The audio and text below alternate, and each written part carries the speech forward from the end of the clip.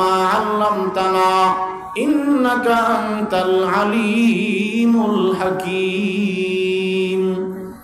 আলহামদুলিল্লাহ, ঐতিহ্যবাহী দেওলাবাড়ি দারুল কোরআন নিজামিয়া মাদ্রাসার উদ্যোগে আয়োজিত 2 দিন ব্যাপী ইসলামী মহাসম্মেলনের আজ সমাপনী রজনী মহতিয়ে মাহফিলে মোহতারাম সম্মানিত সভাপতি দিগার মুআজ্জাজ মুকাররম জাতির মাথার মুকুট হযরত বুজুর্গ উলামায়ে কেরাম, সম্মুখপানে উপবিষ্ট দিন প্রিয় ঈমান প্রিয় মুমিন মুসলমান ভাইরা, বড় বাবারা, যুবক বন্ধুগণ, স্নেহের ছোট ভাই, আজিজ তলাবা, পর্দানিশী আমার শ্রদ্ধেয়া মা বোনেরা, সকলকে জ্ঞাপন করছি আমার পক্ষ থেকে মোবারক সবটুকুন শুকরিয়া আল্লাহ সুবহান মহিয়ান গরিয়ান সর্বশক্তিমান রব্বুল আলামিনের জন্য, যে রব্বুল আলামিন আমাদের সবাইকে অনেক বেশি দয়া করে, মায়া করে, মহাব্বত করে জান্নাতের বাগানে ওলামাদের সোহবতে দ্বীনের নিসবতে আল্লাহ আমাদের 2 দিনব্যাপী মাহফিলে আজকে শেষ দিনে সকলকে একত্রিত হওয়ার সুযোগ দিয়েছেন, তৌফিক দান করছেন। এই জন্য কালিমাতু শুকর পড়ে সবাই জবান খুলে পড়ে আলহামদুলিল্লাহ। মুহতারাম হাজিরিন, আল্লাহ পাকের অনেক বড় ইহসান, আল্লাহ আমাদেরকে জুমার দিনে এশারের নামাজ পরবর্তী এখানে বসছি। আজকে আপনাদের মাহফিলে যিনি প্রধান অতিথি হযরত আল্লামা মুফতি ওলিউল্লাহ সাদ দামাত বরকাতুম, আমরা কাছাকাছি সময় একসাথেই মোটামুটি ধরতে গেলে উপস্থিত হয়েছি। হযরত আসেন, এই জন্য হযরত আসার আগ পর্যন্ত আমি আপনাদের খেদমতে কিছু কথা বলার ইচ্ছা করছি। আল্লাহ যেন ইখলাসের সাথে কিছু কথা বলার তৌফিক দান করেন। মুহতারাম হাজিরিন, আমি আপনাদের খেদমতে কালামে মাজিদের 29 নম্বর পাড়ায় অবস্থিত সূরাতুন নূহ, সূরা নূহ এর 10, 11, 12 এবং রাসূলুল্লাহ সাল্লাল্লাহু আলাইহি ওয়াসাল্লামের অসংখ্য হাদিস থেকে একখানা হাদিস পাঠ করছি। আয়াত এবং হাদিসের সারমর্ম বিষয় হলো একটা আমল আল্লাহ আমাদেরকে দিয়েছেন। আমলটা অত্যন্ত সহজ আমল। সে আমলটা হলো আস্তাগফিরুল্লাহ। বলেন, সে আমলটার নাম কি? ইস্তেগফারের ফজিলত। ইস্তেগফার অত্যন্ত সহজ আমল, কিন্তু ফাওয়ায়েদ এবং ফজিলত, লাভ, উপকার অনেক বেশি, অনেক বেশি। ইস্তেগফারের ফজিলতগুলো আশ্চর্য। ইস্তেগফার হলো সমস্ত সমস্যার সমাধান। একটাই আমল, সেটা হলো ইস্তেগফার। এই জন্য ইস্তেগফার রাসূলুল্লাহ সাল্লাল্লাহু আলাইহি ওয়াসাল্লাম কসম করে বলেন, আমি আল্লাহর কসম করে বলি, প্রতিদিন আমি 70 বার আস্তাগফিরুল্লাহর আমল করছি। ইস্তেগফার সহজ, যেমন আস্তাগফিরুল্লাহ। নামাজ যখন রাসূল পড়াইতেন, ফজরের ফরজ নামাজ, প্রত্যেক ফরজ নামাজের সালাম ফিরাইয়া আমার আপনার নবী 3 মর্তবা পড়তেন, আস্তাগফিরুল্লাহ, আস্তাগফিরুল্লাহ, আস্তাগফিরুল্লাহ। আমার নবীজি বলেন, ওয়াল্লাহি ইন্নী লা আস্তাগফিরুল্লাহ ওয়া আতুবু ইলাইহি কুল্লা ইয়াউমিন 70 মাররা। আমার নবীজি বলেন, আমি আল্লাহ তাআলার নামে শপথ করে বলি, আমি নবীজি প্রতিদিন দৈনন্দিন 70 বারের বেশি ইস্তেগফার আদায় করেছি। এজন্য ভাইরা আমার, ইস্তেগফার আজীব এক আমলের নাম। আমার আপনার নবীজি বলেন, ইস্তেগফার আদায় করলে আল্লাহ তাআলা সমস্ত সমস্যাগুলো দূর করে দিবে, টেনশন দূর করে দিবে, এবং গায়েব থেকে আল্লাহ তাআলা রিজিকের ফয়সালা করে দিবে। তিলাওয়াতকৃত আয়াতে আল্লাহ তাআলা বলেন, খেয়াল করে শুনেন যে আয়াত পড়ছি, সূরার নাম সূরা নূহ। শুরুতেই যদি বলি, নূহ একজন নবীর নাম ছিলেন। উনি উনার উম্মতের মধ্যে একাধারে 950 বছর পর্যন্ত তাওহীদ এবং রিসালতের দাওয়াত দিয়েছিলেন। ওয়ালাকাদ আরসালনা নূহান ইলা কওমিহি ফালাবিসা ফীহিম আলফা সানাতিন ইল্লা 50 আমা। আল্লাহ তাআলা সূরা আনকাবুতের মধ্যে বলেন, আমি আমার নবী নূহকে উম্মতের মধ্যে পাঠিয়েছিলাম, তিনি তার উম্মতের মধ্যে 1000 থেকে 50 বছর কম, অর্থাৎ একাধারে 950 বছর পর্যন্ত তিনি দাওয়াতের কাজ করেছেন। একাধারে 950 বছর পর্যন্ত তিনি দাওয়াত দিয়েছেন। উম্মতগুলো ছিল অবাধ্য উম্মত। বিষয়টা খেয়াল করবেন, আমি আস্তে আস্তে যাইতেছি, যেহেতু সূরার নাম সূরা নূহ, অবাধ্য উম্মতের আলোচনা এই সূরার মধ্যে আল্লাহ তাআলা বলেছেন। হযরত নূহ আলাইহিস সালাম বলেন, ক্বালা রাব্বি ইন্নী দাআউতু কওমি লাইলান ওয়া নাহারা ফালাম ইয়াজিদহুম দুআই ইল্লা ফিরারা ওয়া ইন্নী কুল্লামা দাআউতুহুম লিতাগফিরা লাহুম জাআলু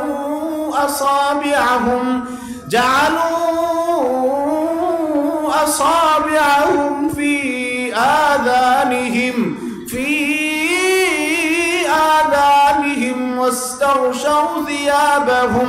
واستغشوا ثيابهم وأصروا واستكبروا استكبارا ثم إني دعوتهم جهارا ثم إني أعلنت لهم وأسررت لهم إسرارا। মুসলমান ভাইরা রে আমার, আল্লাহ তাআলার পয়গম্বর নূহ আলাইহিস সালাম তিনি আল্লাহ তাআলার কাছে বলেন, ওগো আল্লাহ, আমি 950 বছর পর্যন্ত আমার উম্মতের মধ্যে একদিন দুদিন নয়, দিবারাত্রি আমি দাওয়াত দিয়েছি, কিন্তু আমি দাওয়াত দিলে কি হবে, তারা আমার দাওয়াতের বিরোধিতা করছেন। আমি একদিকে দাওয়াত দিলে তারা আরেক দিকে পলায়ন করে। যে আয়াতগুলো এতক্ষণ পড়লাম এগুলোর সার মর্ম শোনাইতেছি, খেয়াল করেন, একজনও মনোযোগ হারাইবেন না। নূহ আলাইহিস সালাম বলেন, আল্লাহ, দিনে রাতে মিলাই আমি দাওয়াত দিয়েছি, কিন্তু আমি দাওয়াত দিলে আমার উম্মতরা পলায়ন করে। আমি এক রাস্তা দিয়ে গেলে তারা আরেক রাস্তা দিয়ে পলায়ন করে, এবং তারা আমার কথাগুলো যেন না শুনতে পারে, এই জন্য তারা তাদের কানের মধ্যে আঙ্গুল ঢুকায় ফেলতো, এবং তারা তাদের চেহারাগুলো কাপড়ের মাধ্যমে ঢেকে ফেলতো, যেন আমিও তাদেরকে না দেখি, তারাও আমাকে না দেখেন। ওয়াসররু ওয়াস্তাকবারু ইস্তিকবারা, তারা তাদের ব্যক্তিগত জিদ রাগ আমার সাথে দেখাইছে, রাগ দেখাইছে, গুসা করছে, অহমিকা দেখাইছে, ধাম্বিকতা দেখাইছে, নিজেকে তারা আমিত্ব ভাব দেখাইছে। আমি যে একজন নবী তারা আমাকে কোনোভাবেই মানে নাই। তারপরেও ও আল্লাহ, তুম্মা ইন্নী দাআউতুহুম জিহারা, পয়গম্বর নূহ বলেন, আল্লাহ, আমি তাদেরকে প্রকাশ্যে দাওয়াত দিয়েছি। তুম্মা ইন্নী দাআউতুহুম জিহারা তুম্মা ইন্নী আ'লানতু লাহুম ওয়া আসরারতু লাহুম ইসরারা, আমি প্রকাশ্যে গোপনে ঘোষণা দিয়া তাদের মধ্যে দাওয়াত দিয়েছি।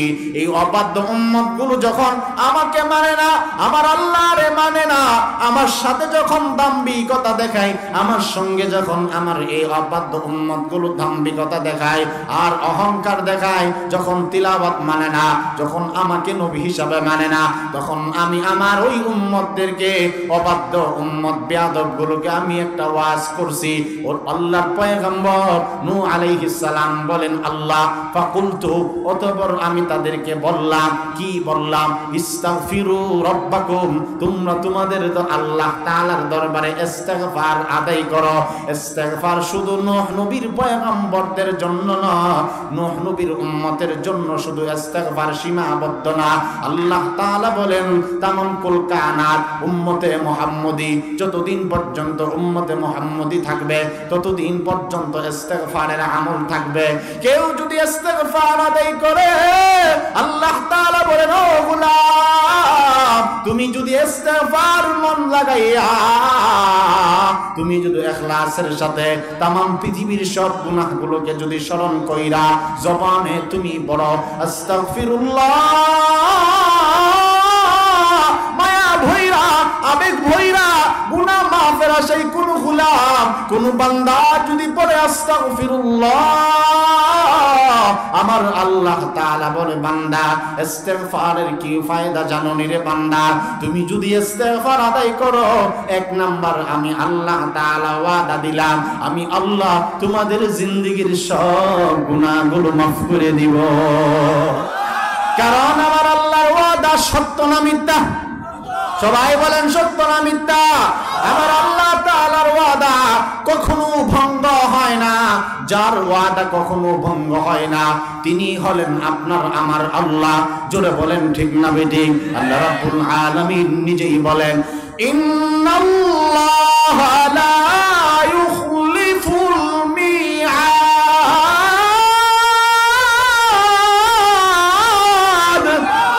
আর জোরে পিছনে সবাই বলেন আল্লাহু আকবার আল্লাহ রাব্বুল আলামিন বলেন হে গোলাম আমি আল্লাহ তাআলা এমন একজন আল্লাহ আমার চিনলি না রে বান্দা তোদের জবানের কথার মধ্যে 19 থেকে 20 হতে পারে সকালে একটা তোরা বলস বিকালে পরিবর্তন করস কিন্তু আমি আল্লাহ এমন আল্লাহ ইন্নাল্লাহা লা ইউখলিফুল মিআদ আমি আল্লাহ হইলাম এমন একজন আল্লাহ যেই আল্লাহর প্রতিশ্রুতি কখনো 19 থেকে 20 হয় না যে আল্লাহ তাআলা ওয়াদা কখনো ভঙ্গ করি না যিনি ওয়াদা ভঙ্গ করেন না তিনি হলেন আপনার আমার আল্লাহ আল্লাহ তাআলা বলে গোলাম তুমি যদি ইস্তেগফার আদায় করো এক নাম্বার আমি আল্লাহ তাআলা ওয়াদা দিলাম তোমার জিন্দেগীর গুনাহগুলো আমি আল্লাহ তাআলা maaf করে দিব তোমার গুনাহ আমি আল্লাহ তাআলা রাখবো না রে গোলাম কারণ আমি আল্লাহ এমন একজন আল্লাহ ইন্নাহু কানা গফফারা ও গোলাম আমার চিল্লা না আমি এমন একজন আল্লাহ আমি হইলাম সবচাইতে বেশি ক্ষমাকারীকে আমি আল্লাহ বড় পছন্দ করি কেউ যদি গুনাহের জন্য অনুতপ্ত হয় কেউ যদি আমার কাছে ক্ষমা চায় কেউ যদি আমার কাছে নত হয় কেউ যদি আমার কাছে ছোট হয় আমি আল্লাহ তাআলা তার উপরে রাজি হইয়া তার জিন্দেগীর গুনাহ আমি আল্লাহ maaf করে দিব আল্লাহু আকবার জোরে বলেন আল্লাহ কারণ আমি আল্লাহ তাআলার মতো মায়া আমি আল্লাহ তাআলার মতো দয়া পৃথিবীর কাউকে আমি আল্লাহ দেই নাই তিনি তো এই জন্য আল্লাহু গফুরুর রহিম তিনি হলেন এমন একজন আল্লাহ যিনি হলেন গফুর যিনি হলেন রহমান যিনি হলেন রহিম সবচেয়ে দয়া এবং মায়া যার বেশি আমাদের প্রতি তিনি হলেন আল্লাহ এই জন্য আল্লাহ রাব্বুল আলামিন একটা সূরা পর্যন্ত নাজিল করে দিয়েছেন এই সূরার নাম হইল সূরাতুর রহমান এই সূরাতেই তো আল্লাহ তাআলা জানায়া দিয়েছেন আর রহমান আল্লামাল কুরআন দয়াময় আল্লাহ হলেন তিনি এমন একজন দয়া তিনি এমন একজন দয়াময় আল্লাহ যার দয়া সবচাইতে বেশি তিনি হলেন আল্লাহ তিনি হলেন রহমান তিনি কেমন রহমান অথবা তিনি কেমন দয়ালু তিনি কেমন রহমান এবং রহিম তিনি এমন রহমান তিনি হলেন এমন রহমান আল্লামাল কুরআন তিনি এমন একজন দয়াময় আল্লাহ যিনি আমাদেরকে দয়া এবং মায়া করে কোরআন মাজিদ শিক্ষা দিয়েছেন যিনি এমন দয়াময় আল্লাহ খলাকাল ইনসান যিনি দয়া কইরা মানুষদেরকে বানিয়েছে ও বান্দা বান্দি আমি আল্লাহ রহমান আমি দয়া কইরা মানুষদেরকে সৃষ্টি করলাম রে বান্দা খলাকাল ইনসানা আমি মানুষ বানাইলাম মানুষকে বড় দয়া কইরা বানাইলাম ও বান্দা তোমারে হাত দিলাম তোমারে আমি আল্লাহ দয়া কইরা পা দিলাম তোমারে চক্ষু দিলাম তোমারে কান দিলাম ও ভাইরা আমার যেই চোখ দ্বারা আমি আপনাদেরকে দেখতেছি অথবা আপনারা আমারে দেখতেছেন একটু বুইজা থাকলে বলেন এই দুইটা চোখ দিয়েছেন কে আল্লাহর নাম জোরে বললে আপনাদের অসুবিধা হবে সামনের লোকগুলো কইতেছেন গনা বাজা কয়েকজন, পিছনেরটা একবারে অফ। আপনারা কি আমার শোনানোর উদ্দেশ্যে বলতেছি? শুনবেন কে? জোরে বলেন কে? এরপর আল্লাহর নাম অনেকে কি প্রণত করতেছে, জোরে বলেন কে শুনবে? আমাদের দিল কত মইরা গেছে, যেই দিলে জং ধরার কারণে রবের নাম উচ্চারিত হয় না। আর রবের নাম সকলের জবানে উচ্চারিত হবেও না। বুঝেননি আমার কথা? রব সবাইকে তৌফিক দিবে না। রবের নাম জুড়ে বলা সুন্নত। বলেন আল্লাহু আকবার। হযরত বিলাল রাদিয়াল্লাহু আনহুর কথা আমরা সবাই জানি, অনেক সুন্দর ছিল না? ওই যে সুন্দর যেমনে যেটাকেই দিয়েছি, খুব সুন্দর ছিল। বংশমন ওই একবারে কুরাইশ বংশের ছিল, বংশটা খুব ভালো ছিল। হাফসি গোলাম ছিল, কালা কাউয়া বলতো, বাদামিমার ঘরের বাদামিমা মানুষ বলতো। সব দিক দিয়ে তিনি দুনিয়াবি লাইনে একদম নিচু ছিল, কিন্তু ওনার জবানে সবসময় একটা উচ্চারিত হতো আল্লাহু আহাদ। উনি ছিল উমাইয়া ইবনে খালফ এর গোলাম, মারত, অত্যাচার করত, মারার বদৌলতে তিনি পড়তেন আল্লাহু আহাদ, আল্লাহর নাম জোরে জোরে বলতো। আমাদের কি হয়ে গেল? আমাদেরকে কোনো কেউ মারবো? উমাইয়া ইবনে খালফ আছে কেউ আমাদেরকে মারবে আল্লাহর নাম বললে? জোরে বলেন আল্লাহু আকবার। আমাদের এই জবানে, আমাদের এই কান চোখ দিছেন কে? সবাই বলেন কে দিয়েছে? আলাম নাজআল লাহু আইনাইন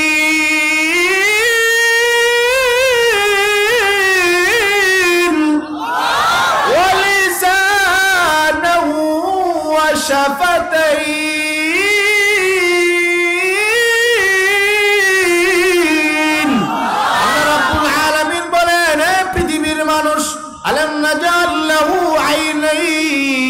আমি আল্লাহ তাআলা কি তোমাদেরকে দয়া এবং মায়া কইরা দুইটা চোখের মালিক বানাই নাই? ও বান্দা, আমি কি তোরে দুইটা চোখ দেই নাই?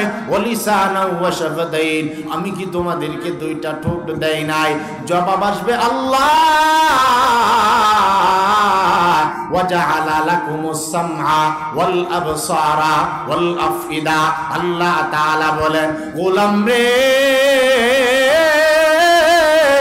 আমি আল্লাহ তাআলা কেমন আল্লাহ? ও আমার ভাই, খেয়াল করে শুনেন, আমি কিন্তু আমার বিষয় থেকে সরে যাই নাই।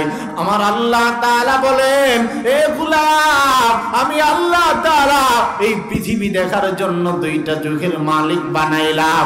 আমি আল্লাহ চক্ষু দিলাম তামাম পৃথিবী দেখার জন্য। আমি আল্লাহ তাআলা তোরে দৃষ্টি শক্তি দিলাম। ও বান্দা, আমি আল্লাহ কান দিলাম, শ্রবণ শক্তি আমার দেওয়া। ও বান্দা, বুদ্ধি দিলাম, কথা বলার জন্য শক্তি দিলাম। আল্লামাহুল বায়ান। ও বান্দা বান্দি, আমি আল্লাহ তাআলা কথা বলার জন্য তোমারে শক্তি দিলাম, চলার জন্য পা দিলাম, বুঝার জন্য আমি আল্লাহ তাআলা মেধা দিলাম। ও বান্দা, আমি আল্লাহ তাআলা জানা দেয়, তোমার মতো সুন্দর করে আমি আল্লাহ কাউকে বানাই নাই। তোমাকে আমি আল্লাহ সবচেয়ে বেশি সুন্দর বানাইলাম। লাকাদ খালাকনাল ইনসানা ফি আহসানি তাকওয়িম। ওরে আমার গোলাম, একটা বার হয়তো তোমার কোরআন পড়ার সুযোগ হয় না। ও বান্দা, কোরআন খুলে দেখো, আমি আল্লাহ তোমারে কত দয়া করে বানাইলাম। তোমার মতো দয়া মায়া আমি কাউরে করি নাই। খালাকাদ খালাকনাল ইনসানা ফি আহসানি তাকওয়িম। ও বান্দা বান্দি, আমি আল্লাহ জানা দেই, তোমারে আমি আল্লাহ সবচাইতে বেশি সুন্দর করে বানাইলাম রে বান্দা। কোন জানোয়ারকে এত সুন্দর বানাই নাই। ও বান্দা, যেমন ভাবে তোমার সুন্দর বানাইলাম, তেমন ভাবে আমি আল্লাহ তাআলা মজবুত করে বানাইলাম। অন্য জায়গায় আল্লাহ তাআলা বলে, গোলাম ওয়া সাওয়ারাকুম ফা আহসানা সুওয়ারাকুম, তোমাদেরকে আমি আল্লাহ সবচাইতে সুন্দর গঠন আকৃতি দিলাম। মানুষের মতো এত সুন্দর আকৃতি আল্লাহ তাআলা কাউকে দেই নাই। চোখের জায়গায় চোখ আল্লাহ তাআলা দিলেন, কানের জায়গায় কান আল্লাহ দিলেন, নাকের জায়গায় নাক আল্লাহ তাআলা দিলেন, ঠোঁটের জায়গায় ঠোঁট দিলেন। আমার আল্লাহ দাঁতের জায়গায় দাঁতকে বসায়া দিলেন রে গোলাম। এই জন্য আল্লাহ তাআলা বলে, গোলাম আমি আল্লাহ মানুষকে বড় দয়া করে বানাইলাম, মানুষকে বড় সুন্দর করে বানাইলাম। খালাকতু বিয়াদাইয়া, শুধু সুন্দর করে বানাই নাই, আমি আল্লাহ পাক রব্বুল আলামিন মানুষদেরকে নিজের কুদরতি হাত দ্বারা আমি আল্লাহ বানাইছি। শুধু এখানেই শেষ নয়, আমি আল্লাহ তাআলা জানায় দেই, ওয়ালাকাদ কাররামনা বানি আদম। আল্লাহু আকবার। আল্লাহ রাব্বুল আলামিন বলেন, ও দুনিয়াবাসী, আমি আল্লাহ তাআলা জানায় দেয় মানুষদেরকে, অর্থাৎ আদমের আওলাদকে, বনি আদমকে আমি আল্লাহ সবচাইতে সম্মান মর্যাদার মালিক বানাইলাম।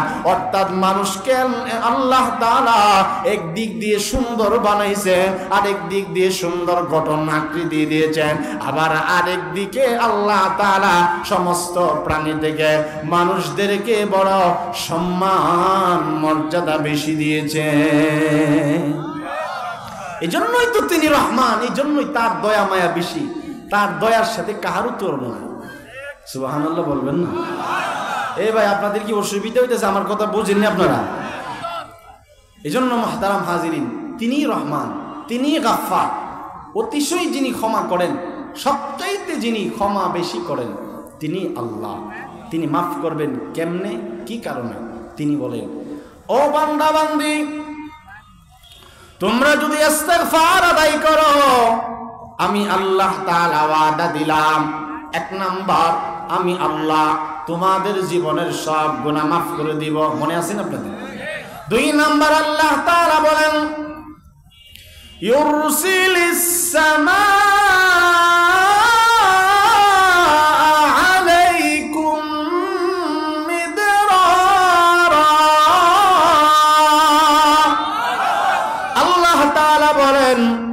পৃথিবীর মানুষ ভালো করে শোনো, তোমরা যদি ইস্তিগফারের উপরে আমল করো, আমি আল্লাহ ওয়াদা দিলাম, তোমার জীবনে যদি বৃষ্টির প্রয়োজন হয়, যেই এলাকার মানুষ, যেই সমাজের মানুষ, যেই গোষ্ঠীর মানুষ, যেই এলাকার মানুষ ইস্তিগফার আদায় করবে, আমি আল্লাহ তাআলা ওয়াদা দিলাম, আমার ওই বান্দা বান্দির জন্য আমি আল্লাহ আসমান থেকে বৃষ্টির ব্যবস্থা করে দিব।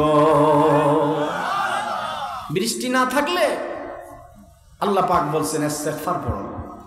যেমন একটা ঘটনা, তাফসিরে মাআরিফুল কোরআন, শাইখুত তাফসির আল্লামা হযরত ইদ্রিস কান্দলবী রহমতুল্লাহ আলাইহি মাআরিফুল কোরআন দুইজন লিখছেন, একজন মুফতি আজম শফি রহমতুল্লাহ আলাইহি, আর একজন ইদ্রিস কান্দলবী রাহিমাহুল্লাহ।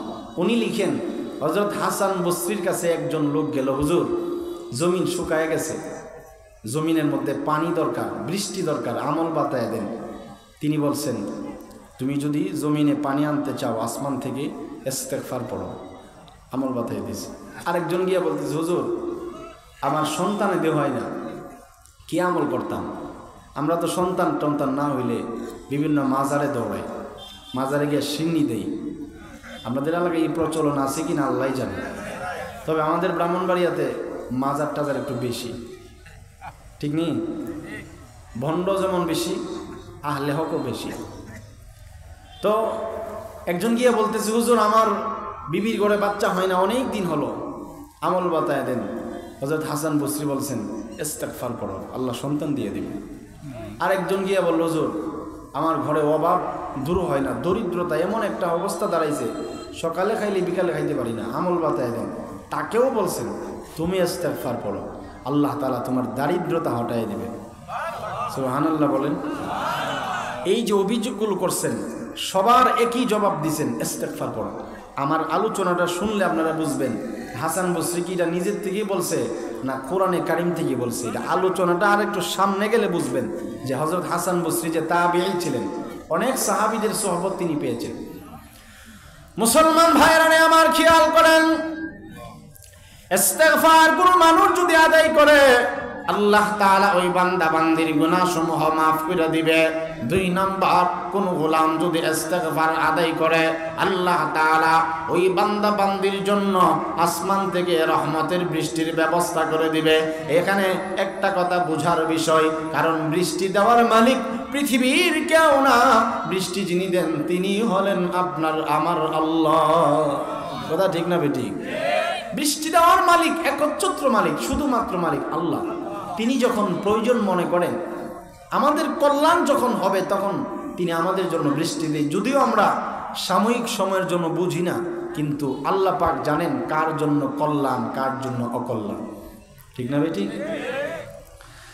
রব্বুল আলামিন কালামে মাজিদের সূরাতুন নহলের 10 নম্বর আয়াতের মধ্যে বলেন, হুয়াল্লাযী আনজালা মিনাস সামাই মাআল লাকুম মিনহু শারাব ওয়া মিনহু শাজারুন ফীহি তুসিমুন। আল্লাহ তাআলা 14 নম্বর পারায় সূরা নহলের 10 নম্বর আয়াতের মধ্যে বলেন, তিনি হলেন এমন আল্লাহ, খেয়াল করেন, তিনি হলেন এমন আল্লাহ, যিনি এমন আল্লাহ, যিনি এমন রহমান, যিনি তোমাদের জন্য আসমান থেকে বৃষ্টির ব্যবস্থা করেন। কেন করেন? তোমাদের খাবারের উপযুক্ত বানায় দেয় ওই পানিগুলো, এবং তোমাদের উদ্ভিদগুলো যেন, তোমাদের জমিনগুলো যেন, তোমাদের জমিনের ফসলাদি যেন তরু তাজা থাকে, তোমাদের সবজির বাগানগুলো যেন তরু তাজা থাকে। এই জন্য আল্লাহ রাব্বুল আলামিন আসমান থেকে প্রয়োজন অনুপাতে বৃষ্টির ব্যবস্থা করে দেয়।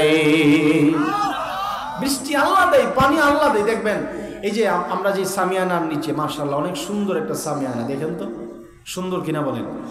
এই সামিয়ানাটা মাহফিলের পরে সাথে সাথে তুই খুলে লাইতো না, সকালে খুলবে, তাই না? সকালে দেখবেন ফজরের নামাজ পড়া যদি কেউ আসেন, দেখবেন এই সামিয়ানাগুলো ভিজা। যেই বনের উপরে, আপনারা এটা কি বলেন, খের বলেন না বন বলেন? খেরটা সকালে আসলে দেখবেন এটা ভিজা রয়েছে। জমিনে সকালে হাঁটবেন, দেখবেন ভিজা। এই জমিনগুলো, এই সামিয়ানা সকালে রাত্রেবেলায় ভিজায় দেন কে? জোরে বলেন কে? আল্লাহ তাআলা। এগুলো কেন দেন? আল্লাহ তাআলা বলেন, তোমরা জানো না ও বান্দা, আসমানের এই পানি দেই কেন? তোমাদের উদ্ভিদগুলো যেন, তোমাদের রিজিকের সমস্ত প্রশস্ততা যেন আরো বৃদ্ধি পায়, তোমাদের সবজি, তোমাদের গাছের ফল, তোমাদের বাগানের যত ধরনের সবজি আছে সবগুলো তরতাজা রাখার জন্য আমি আল্লাহ তাআলা জমিনটাকে ভিজায় দেই, পানির ব্যবস্থা করে দেই। এটা আমার দেওয়া, বুঝলি না? কেন তুমি আমাকে বুঝো না? ওয়া ইন তাউদ্দু নি'মাতাল্লাহি লা তুহসুহা। এই সূরার একটা আয়াত এটা, যে আমার এত বেশি নিয়ামত দিয়েছি তোমাদেরকে, গণনা করে শেষ করা সম্ভব নয়। ঠিক না বেঠিক? জোরে বলেন। মুসলমান ভাইরা আমার, এই জন্য আল্লাহ তাআলা বলেন, কোন বান্দা বান্দি যদি ইস্তিগফারের উপরে আমল বাড়া দেয়, আল্লাহ তাআলা ওয়াদা করেন, বান্দা আমি আল্লাহ আমার ওই বান্দা বান্দির জিন্দেগির গুনাহগুলো মাফ করে দিব। এই হলো 1 নাম্বার। 2 নাম্বার, আল্লাহ তাআলা বলে, বান্দা ইউরসিলিস সামাআ আলাইকুম মিদরারা, জমিন ওয়ালারা রে, তোরা যদি ইস্তিগফারের উপরে আমল করিস, আমি আল্লাহ তাআলা তোদের মধ্যে বৃষ্টি যাদের নাই প্রয়োজন, বৃষ্টি আমি আল্লাহ তাআলা দান করব। এবার শুন, 3 নাম্বারটা আরো বেশি গুরুত্বপূর্ণ। আল্লাহ তাআলা বলে, বান্দা ওয়ায়ুমদিদুকুম বিআমওয়াল, কোন বান্দা বান্দি যদি জবানে ইস্তিগফার আদায় করে, আমার আল্লাহ তাআলা ওয়াদা করে, বান্দা ওয়ায়ুমদিদুকুম বিআমওয়াল, আমি আল্লাহ তাআলা তোমাদের মাল সম্পত্তি বাড়ায়া দিব। যাদের মাল প্রয়োজন, যাদের সম্পদ নেই, যারা অভাবের মধ্যে পড়ে আছে, বান্দা আমি আল্লাহ তাআলা ওয়াদা দিলাম, তোমার অভাব অনটন যদি তুমি দূরীভূত করতে চাও, তুমি যদি দরিদ্রতা হটাইতে চাও, দরিদ্রতা যদি তুমি মুছতে চাও, কে জানি এখানে দরিদ্র হালতে আছেন, কার জানি সম্পত্তি নাই, কার জানি খোরাকির মধ্যে অভাব আছে, আমার আল্লাহ তাআলা বলে, বান্দা ওয়ায়ুমদিদুকুম বিআমওয়াল, তোমার মাল আমি আল্লাহ সমৃদ্ধ বানায়া দিব, ওয়াসাআতি জিন্দেগি দান করব, সচ্ছলতার জীবন দিব, প্রশস্ত রিজিক দিব। বান্দা তুমি ইস্তিগফার আদায় করো, আমি আল্লাহ তাআলা তোমাকে দিনে দিনে ধনী বানায়া দিব। ও ও আমার ভাই, আল্লাহ তাআলা বলেন দরিদ্রতা মুইচা দিব তোমারে আমি আল্লাহ ইস্তিগফারের মাধ্যমে। অথচ মানুষ এখন সমাজের মানুষের অবস্থা হইল দরিদ্রতা দূর করানোর জন্য আমরা সুদের সাথে নিজেকে জড়ায় ফেলি, অথবা কিস্তির লোনের সাথে আমাদের সম্পর্ক আছে না নাই? আপনারা আসতে কইছেন সুদ টুদ কম নাকি আপনাদের লাগে? কম না বেশি? সুদ খারাপ না ভালো? পিছনের একজনও কইতেছেন আমার জানা মতে। সুদ ভালো না খারাপ? সুদের কথা কইছি পরে কি আপনারা রুফে পড়তেছে এমন কেউ আছেন না? ওয়াজ রুফে পড়তেছে। আল্লাহ আমাদেরকে সুদ মুক্ত জীবন দান করুক বলেন আমিন। কেন বলছি ভাই, সুদের ব্যাপারে আল্লাহ পাক নিজেই যুদ্ধ ঘোষণা করছেন সুদখোরের বিরুদ্ধে। সুদের নিম্নের গুনাহ নিজের মায়ের সঙ্গে জেনা করা। নাউজুবিল্লাহ, কালকা দুইজনে মিললেই কইেন নাউজুবিল্লাহ জোরে বলেন। সুদের কথা বললে আপনারা বেজার হইতেন না তো ইনশাআল্লাহ? ভাইয়ারা আমার, বন্ধুরা আমার, সুদ এমন মারাত্মক গুনাহ, আমার আল্লাহর নবী বলেন সুদের দুইটা বড় গুনাহ, একটা হলো ছোট গুনাহ, আরেকটা হলো বড় গুনাহ। আমার নবীজি বলেন ক্বালান নবিয়্যু সাল্লাল্লাহু আলাইহি ওয়াসাল্লাম আর-রিবা ৭০ হুবা আইসারুহা ইসমা আইয়ানকিহার রাজুলু উম্মাহু আও কামা ক্বালা আলাইহিস সালাতু ওয়াসসালাম। আমার নবীজি বলেন, হে আমার উম্মতের দল, সুদের ৭০টা গুনাহের স্তর। জোরে সবাই বলেন, সুদের গুনাহের স্তর কয়টা? ৭০টা গুনাহের স্তর। আইসারুহা ইসমা আইয়ানকিহার রাজুলু উম্মাহু। আমার নবীজি বলেন সুদের ৭০টা গুনাহ, এর মধ্যে সবচেয়ে ছোট্ট গুনাহ যেটাকে আমরা গুনাহই মনে করি না, আমার নবীজি বলেন আইসারুহা ইসমা আইয়ানকিহার রাজুলু উম্মাহু। সুদের সবচেয়ে ছোট্ট গুনাহ হইল নিজের আপন মায়ের সঙ্গে, নিজের জন্মদাতা মায়ের সঙ্গে জিনা করা। এটা হইল সুদের সবচেয়ে ছোট গুনাহ, সবচেয়ে ছোট গুনাহ। ৭০ নম্বর গুনাহ যদি হয় মায়ের সাথে জিনা করা। জবানে যে আমি পড়তেছি, উচ্চারণ করতেছি, আমার কাছে লজ্জা লাগতেছে। আর যারা সুদকাই বুঝেন এবার এরা কত নির্লজ্জ, কত বেহায়া, ঠিক না ভাই? ঠিক। আমি যে তর্জমাটা বলছি আপনাদের খেদমতে, আমার কাছে লজ্জা লাগছে ভাই। লজ্জার বিষয় কিনা বলেন? মায়ের সঙ্গে জিনায় লিপ্ত হওয়া, এটা তো এমনিই তো মারাত্মক পাপ। জবানে যে বলছি আমার কাছে লজ্জা লাগতেছে। এবার চিন্তা করেন, যে সুদ খায় সে কত বড় নির্লজ্জ এবং বেহায়া এবং কত বড় দাজ্জাল, ঠিক না ভাই? ঠিক জোরে বলেন। কথা কিছু বুঝছেন? অত্যন্ত জরুরি কথা। সুদের নিম্নের গুনাহ মায়ের সঙ্গে জিনা করা। সুদের বড় গুনাহ আল্লাহ তাআলা বলেন ফা ইল্লাম তাফআলু ফাযানু বিহারবিম মিনাল্লাহি ওয়া রাসূলিহি। আল্লাহ তাআলা বলেন গোলাম, সুদের বড় গুনাহ হইল স্বয়ং আল্লাহ এবং রাসূলের সঙ্গে যুদ্ধে লিপ্ত হওয়া। এটা হলো সুদের বড়তম গুনাহ। বড় গুনাহ আল্লাহর সঙ্গে যুদ্ধ করা। এবং সুদি কারবার জেনে বুঝে, যদি মূল কথাগুলো বলতেছি যেহেতু বিষয় আমার সুদের না, সুদের এক লুকমা, এক দিরহাম সুদ কত, তো এক দিরহামের গুনাহটা কত বড় খেয়াল করেন।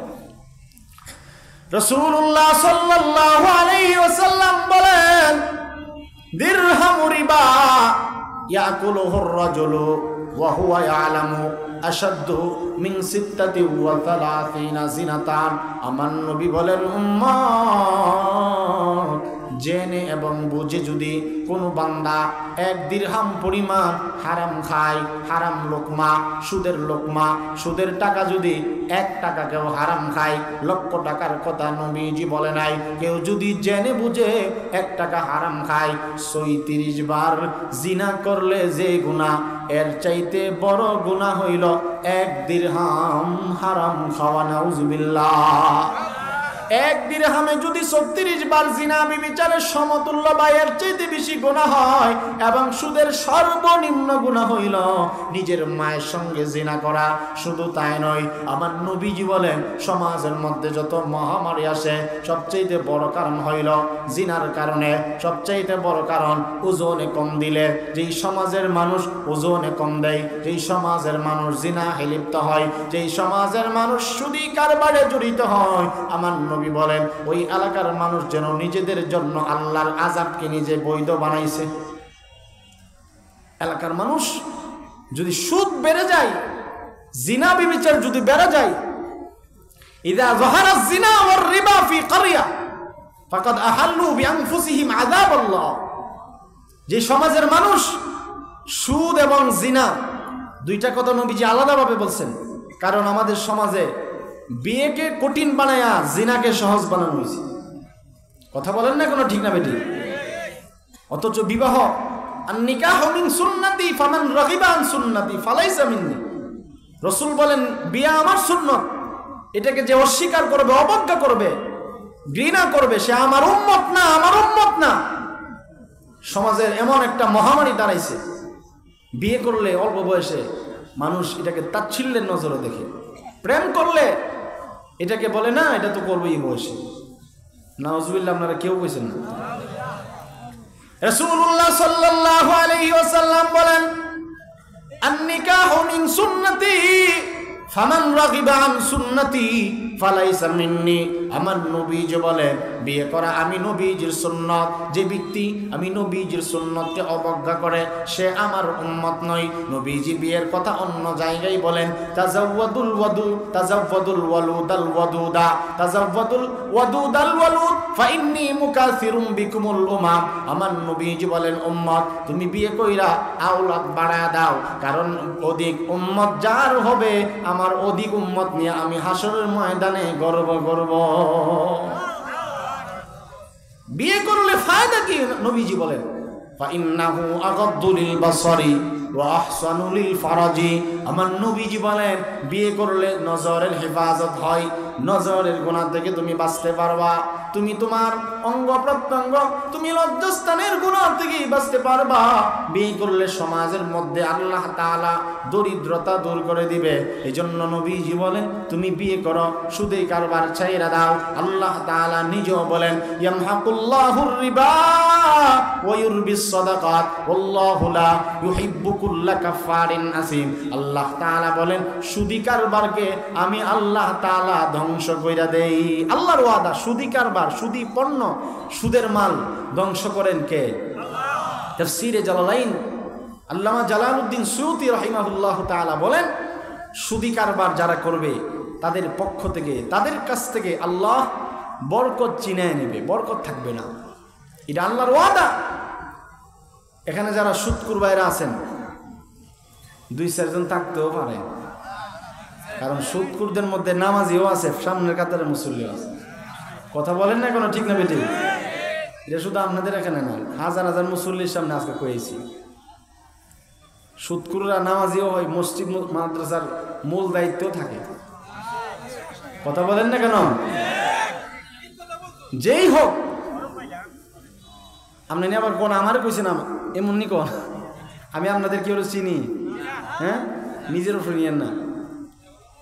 এটা আমি বুঝানোর জন্য বলতেছি, এটা থেকে বাঁচার জন্য। হারাম হারাম লোকমা 1 টাকা যদি কেউ জান্না বুঝা খায় 36 বার জিনা করার চেয়ে মারাত্মক গুনাহ। 36 বার জিনা করলে আমরা মনে 36 বার কি দেয়, একবার যদি একটা আকামে ধরা পড়ে আমরা তার সমাজ থেকে বয়কট করি, ঠিক না বেটি? সমাজ থেকে বয়কট করি, আমরা বলি তার নজর ভালো না, চোখ ভালো না। অথচ আমাদের সামনে পিছনে কত সুদখোর দিব্যি আরামে আরামে আরামে টুপি পাঞ্জাবি উপরে ঘুরতেছে, ঠিক না বেটি? এদেরকে আমরা দেখলে আবার সালামও দেই, ঠিক না বেটি? দিবই না কেন? নবীজি বলছেন কিয়ামতের আগে এমন একটা অবস্থা হবে, ওয়া উকরিমার রাজুলু মাখাফাতা শাররিহি। কিয়ামতের আগে নেতাদেরকে, জালেমদেরকে, চাঁদাবাজকে মানুষ সালাম দিবে, মহব্বত করবে, মহব্বত দেখাইবে, সম্মান দেখাইবে তার অত্যাচারের ভয়ের কারণে। অত্যাচার যদি আমি তারা সালাম টালাম না দিই, সম্মান না দেখাই, আমার ফিটটা আড্ডি ভেঙে নেব, ঠিক না বেটি? কিয়ামতের আগে এই অবস্থা দাঁড়াইবে। মুসলমান ভাইয়েরা, আমার জন্য সুদ এমন মারাত্মক গুনাহ, আল্লাহ তাআলা বলে, বান্দা যারা সুদ খাও তারা শুনো, ইয়ামহাকুল্লাহুর রিবা, আমি আল্লাহ তাআলা জানাইয়া দেই সুদি কারবার আমি আল্লাহ নিশ্চিহ্ন বানায় দেই। কিভাবে নিশ্চিহ্ন বানায় দেই? ইউনকিসুহু ওয়া ইউযহিবু বারাকাতাহু, বরকত উঠায়া নেওয়ার মাধ্যমে আমি আল্লাহ তাআলা সুদের মাল থেকে বরকত উঠাইয়া নেই। এই জন্য সুদ খাওয়া আল্লাহ তাআলা হারাম বানিয়ে দিয়েছেন। আল্লাহ তাআলা বলেন, ইয়া আইয়ুহাল্লাযীনা আমানুত্তাকুল্লাহ ওয়া যারু মা বাকিয়া মিনার রিবা ইন কুনতুম মুমিনিন ওয়া যারু আই উতরুকু। আমার আল্লাহ তাআলা বলেন, তোমরা যদি মুমিন হও, তোমরা যদি ঈমানদার হও, তাহলে সুদি কারবার সুদের বকেয়া তোমরা ছাইরা দাও, সুদের ধারে কাছেও যাইবা না। আমি আল্লাহ তাআলা সুদকে হারাম করেছি। যে সুদ খাইবে তার প্রতি রাসূলের লানত, যে সুদ খাইবে তার প্রতি আল্লাহ তাআলার লানত। আমার নবীজি বলেন, খেয়াল করেন ভাই, অত্যন্ত দামি দামি কথা আমার নবীজি বলেন, 4 দল উম্মতের উপরে আমি নবীজির লানত। সবাই বুঝে থাকলে বলুন, কয় দল উম্মতের উপরে রাসূলের লানত? আর জোরে বলেন, কয় দল? 1 নাম্বার হইল আকিলার রিবা, যে সুদ খায় তার প্রতি নবীজির অভিশাপ। 2 নাম্বার যে সুদ দেয়, ওয়ামাউকিলাহু, যে সুদ দেয় তার প্রতি রাসূলের লানত। 3 নাম্বার ওয়াকাতিবাহু, যে সুদি কারবার কলমের সাহায্যে লিখে। এমন শিক্ষা আমাদের দেশে আছে যেই শিক্ষার মাধ্যমে কলমের সাহায্যে হালালকে হারাম বানায়, সরকারি সম্পত্তিকে নিজের সম্পত্তি বানায় নেয়, অন্য গোষ্ঠীর সম্পত্তিকে নিজের নামে বানায় নেয়। ক্ষমতার পাওয়ারে, লেখালেখির পাওয়ারে, কলমের সাহায্যে এমন দুর্নীতিবাজ আমাদের সমাজে আছে না নাই? এবং যে কলমের সাহায্যে অন্যের সম্পদ অথবা দেশের সম্পদ লুণ্ঠন কইরা বেগম পাড়ায় বাড়ি করে, এই শিক্ষা আমাদের কখনো জাতির মেরুদণ্ড হইতে পারে না। আমাদের শিক্ষা হইল কোরআনী শিক্ষা, যেই শিক্ষা আল্লাহ তাআলা লৌহে মাহফুজ থেকে দিয়েছে, যেই শিক্ষা মুহাম্মদুর রাসূলুল্লাহর মাধ্যমে আসছে। এই শিক্ষা হলো প্রকৃত জাতির মেরুদণ্ড। যেই শিক্ষার সাহায্যে, যেই কলমের সাহায্যে মানুষের হক মারা হয়, দেশের সম্পদ লুণ্ঠন করা হয়, ওই শিক্ষা কখনো আল্লাহর কসম শিক্ষা হইল জাতির মেরুদণ্ড হতে পারে না। এজন্য আমার নবী বলেন, 4 দল উম্মতের উপরে আমি রাসূলের লানত। 1 নাম্বার, যে সুদ খায় তার প্রতি কার লানত? সবাই বলেন, যে সুদ খায় তার প্রতি আমার নবীজির লানত। 2 নাম্বার, যে সুদ দেয় তার প্রতি আমি নবীজির লানত। 3 নাম্বার, যে সুদি কারবার লিপিবদ্ধ করে কলম দ্বারা লেখালেখি করে তার প্রতি আমি রাসূলের লানত। 4 নাম্বার, আমি নবীজি জানায় দেই, যে সুদি কারবারের সাক্ষী হইবে তার প্রতি আমি রাসূলের লানত। জোরে বলেন নাউজুবিল্লাহ। কেউ মাইকের সমস্যা, সুদের কথা কমে, মাইকের সমস্যা নাই তো? ঠিক আছে। তাহলে রাসূলের লানত 4 শ্রেণীর উম্মতের উপরে। দেখেন আমাদের মধ্যে এটার রোগ আছে না নাই? 1 নাম্বার, যে সুদ খায়। 2 নাম্বার, যে সুদ দেয়। 3 নাম্বার, প্রথম 2টার মধ্যে নাই, খাইছেও না, দিছেও না, কলম আছে, লিখতে পারে, কলমের সাহায্যে লিখছে, বৈধতা দিছে, তার প্রতি রাসূলের লানত। 4 নাম্বার, 3টার মধ্যে নাই, শুধু সাক্ষী দিছে। সমাজের এমন কিছু শয়তান লোক আছে না, দায়িত্বশীল মানুষ তাকে দায়িত্বশীল মনে করে, কিন্তু দায়িত্বশীল হইয়া বায়ে বায়ে দরবার লাগাই দেয়। এমন শয়তান আছে না নাই? বায়ে বায়ে ভালো ভালো মহব্বত চলতেছে হঠাৎ করে বায়ে বায়ে মামলা লাগাই দিছে, কেস লাগাই দিছে, যে মামলা করো, আমি আছি তোমার পিছনে। এমন শয়তান আছে না নাই? রাসূল বলেন, ওয়া শাহিদাইহি, সুদি কারবারের জিম্মা যে হইল, সাক্ষী হইল, তার প্রতি আমি রাসূলের লানত। আল্লাহ আমাদেরকে সুদ থেকে বাঁচার তৌফিক দান করুন। তাহলে রাসূলুল্লাহ সাল্লাল্লাহু আলাইহি ওয়াসাল্লাম বলেন, উম্মত হারাম খাইবা না, হালাল খাইবা। মান আকালা তাইয়্যিবা ওয়া আমিলা ফি সুন্নাহ ওয়া আমিনান নাসু বাওয়াইকাহু দাখালাল জান্নাহ। হালাল খাইবা, তুমি নবীজির সুন্নাত অনুযায়ী চলবা, আত্মীয় স্বজনকে কষ্ট দিবা না, যদি তুমি 3 আমল করো, দাখালাল জান্নাহ, তোমাকে আমি নবী জান্নাতি হিসাবে ঘোষণা দিলাম। হালাল খাওয়া সমস্ত ইবাদতের মধ্যে মকবুল ইবাদত যদি কেউ চায়, খেয়াল করবেন, সবচেয়ে গুরুত্বপূর্ণ সেটা হলো রিজিক হালাল হতে হবে। বলেন, সবাই বলেন, কি হালাল হতে হবে? রিজিক হালাল না হইলে ইবাদত আল্লাহ পাকের কাছে পৌঁছে না। এই জন্যই তো রব্বুল আলামিন সমস্ত নবীরে আমাদের নবী থেকে হযরত আদম আলাইহিস সালাম পর্যন্ত, অথবা আদম আলাইহিস সালাম থেকে নিয়ে আখিরি নবী খাতামান নবিয়্যিনা ও মুহাম্মদুর রাসূলুল্লাহ সাল্লাল্লাহু আলাইহি ওয়াসাল্লাম পর্যন্ত আল্লাহ লাখের উপরে নবী পাঠাইছেন। সব নবীকে আল্লাহ একটা বিষয়ের প্রতি তামবিহ করছেন যে আপনারা হালাল লোকমা গ্রহণ করেন, এরপরে নামাজে যান, এরপরে উমরায় যান। উমরা পড়ে না হালাল আগে? হজ আগে না নামাজ আগে? আরে ইবাদত আগে নাকি হালাল আগে? কোন সবাই বলেন হালাল রুজি আগে। আল্লাহ তাআলা বলেন, ইয়া আইয়ুহার রাসূলু কুলু মিনাত তাইয়্যিবাতি ওয়া আমালু সালিহা। আল্লাহ তাআলা সমস্ত রসুলদেরকে বলেন, রসুল হইল এক বচন, বহু বচন হইল আর রসুল। আল্লাহ তাআলা যত নবী, যত পয়গম্বর, যত রসুল পাঠাইছেন, সব নবীদেরকে আল্লাহ তাআলা ইজতিমাইভাবে সমষ্টিগতভাবে একটা হুকুম দিয়েছেন, ও আমার নবীগণ, ও আমার পয়গম্বরগণ, সাবধান সাবধান, ইবাদত পড়ে, নামাজ পড়ে, তেলাওয়াতটা পড়ে, হজ পড়ে, যাকাত পড়ে, রোজা পড়ে, যত ইবাদত বন্দেগী আছে সবগুলো হইল পরের স্থানে, দ্বিতীয় স্থানে। প্রথম স্থানে হইল কুলু মিনাত তাইয়্যিবাত, আপনারা পবিত্র খাবার খান, সাবধান হারাম খাইবেন না। হারাম খাইলে কিন্তু ইবাদত কবুল হবে না, হারাম খাইলে নামাজের মধ্যে লাজ্জত পাওয়া যাবে না, হারাম খাইলে তেলাওয়াত জবানে আসবে না, হারাম খাইলে মক্কাতুল মুকাররমা, মদিনাতুল মুনাওয়ারা যতবার হজ করি না কেন একবারও কবুল হবে না। যদি আমার লোকমা হালাল না হয়, যদি আমার ইনকাম হারাম হয়, ওই ইনকামের মাধ্যমে যতবার হজ করি না কেন একবারও কবুল হবে না। আমার আল্লাহর নবী বলেন, উম্মত, এই জন্য তুমি হারাম খাইবা না। হারাম খাইলে দিল মরে যায়, হারাম খাইলে চেহারার নূর নষ্ট হয়ে যায়, ইবাদতের নূর নষ্ট হয়ে যায়, তেলাওয়াতের মজা নষ্ট হয়ে যায়। এই ইবাদত আসমানে পৌঁছায় না, হারামে যাইবা না। আমার আল্লাহ তাআলা বলেন, ইয়া আইয়ুহান নাসু কুলু মিম্মা ফিল আরদি হালালান তাইয়্যিবা ওয়া লা তাত্তাবিউ খুতুওয়াতিশ শাইতান ইন্নাহু লাকুম আদুউম মুবিন। আল্লাহ তাআলা আমাদেরকেও বলে, ও মানুষগণ, সাবধান সাবধান, হারাম খাইবা না। আমার রিজিকের মধ্যে যত হালাল ইনকাম আছে সমস্ত হালাল লোকমা গ্রহণ করবা। হালাল লোকমা যদি তুমি গ্রহণ করো, যদি তুমি ডাল ভাত দিও খাও, আল্লাহ তাআলা এই শক্তির মাধ্যমে, এই খাবারের মাধ্যমে যত শক্তি সঞ্চয় হবে, এই শক্তির মাধ্যমে যদি তুমি ইবাদত করো, তেলাওয়াত করো, নামাজ পড়ো, দেখবা আমি আল্লাহ তাআলা তোমার ইবাদত আসমানে পৌঁছায়া দিব। হারাম খাওয়া যাবে না রে ভাই। আল্লাহ তাআলা হারামের মাধ্যমে রিজিক ধ্বংস করে দেয়, সুদি কারবার আল্লাহ তাআলা বরকত নষ্ট করে দেয়। এই জন্য আল্লাহ তাআলা বলে, রে আমার বান্দা, ও ভাই খেয়াল করেন।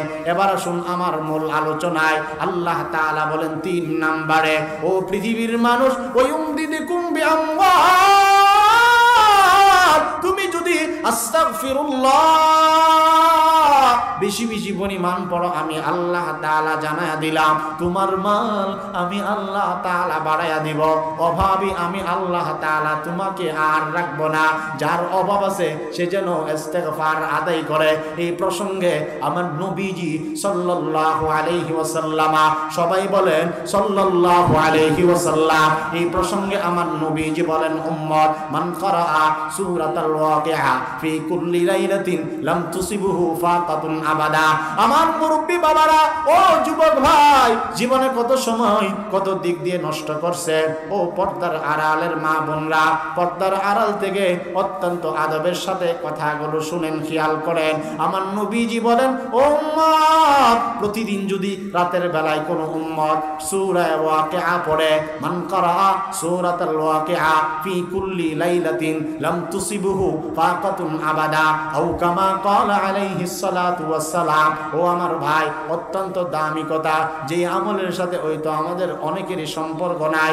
আমার নবীজি বলেন, উম্মত, আমি রাসূল তোমাদেরকে ধনী হওয়ার জন্য একটা রাস্তা বাতাইয়া দেই। কোন উম্মত যদি প্রতিদিন রাতের বেলায় সূরা ওয়াকিআর উপরে আমল করে, আমি নবীজি ওয়াদা দিলাম সূরা ওয়াকিয়া প্রতিদিন রাতের বেলায় পড়বা, অভাব অনটন কি জিনিস জিন্দেগিতেও বুঝবা না, টের পাইবা না।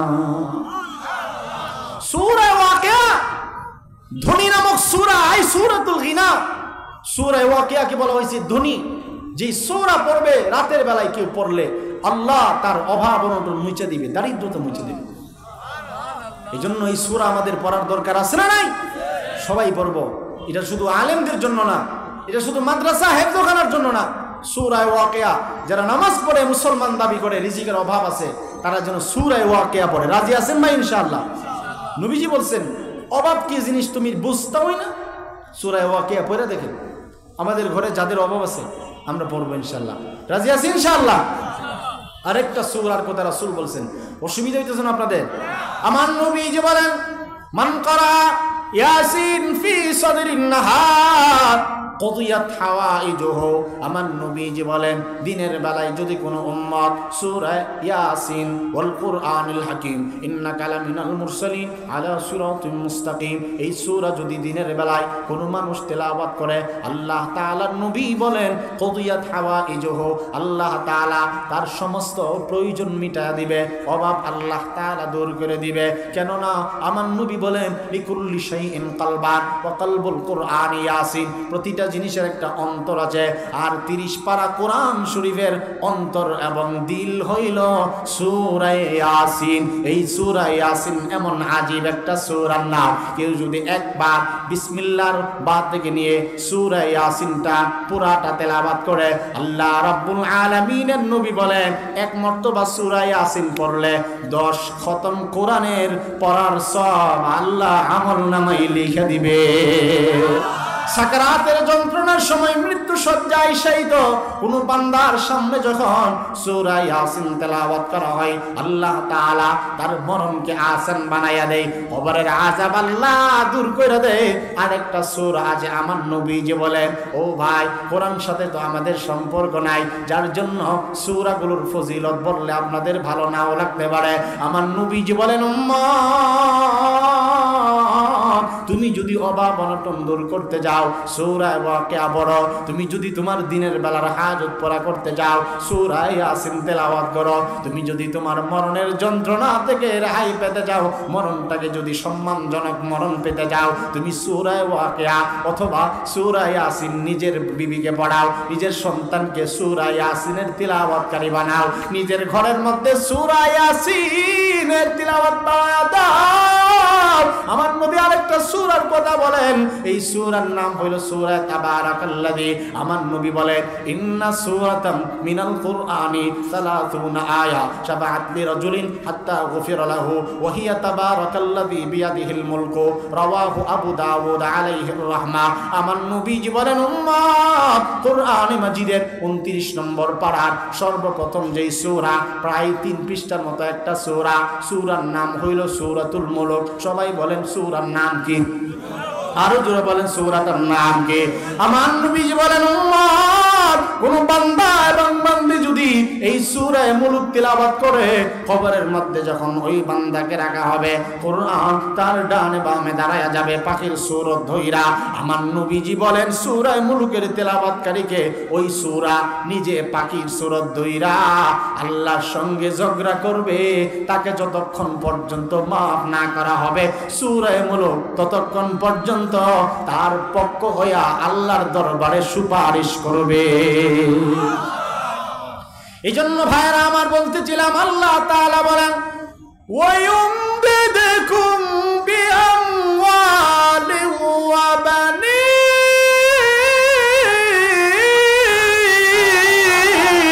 আল্লাহ তাআলা বলে গোলাম, তুমি যদি দরিদ্রতা মুছতে চাও, তোমারে আমি আল্লাহ আমল শিখাইয়া দিলাম। ওই যে হাসান বসরি বলছিলেন তোমার রিজিকের অভাব, তুমিও ইস্তিগফার পড়ো। আল্লাহ তাআলা এই কথাটাই বলে, বান্দা তোমার রিজিকের অভাব, তুমি ইস্তিগফারের আমল বাড়ায়া দাও। ওয়ায়ুমদিদকুম বিআমওয়াল,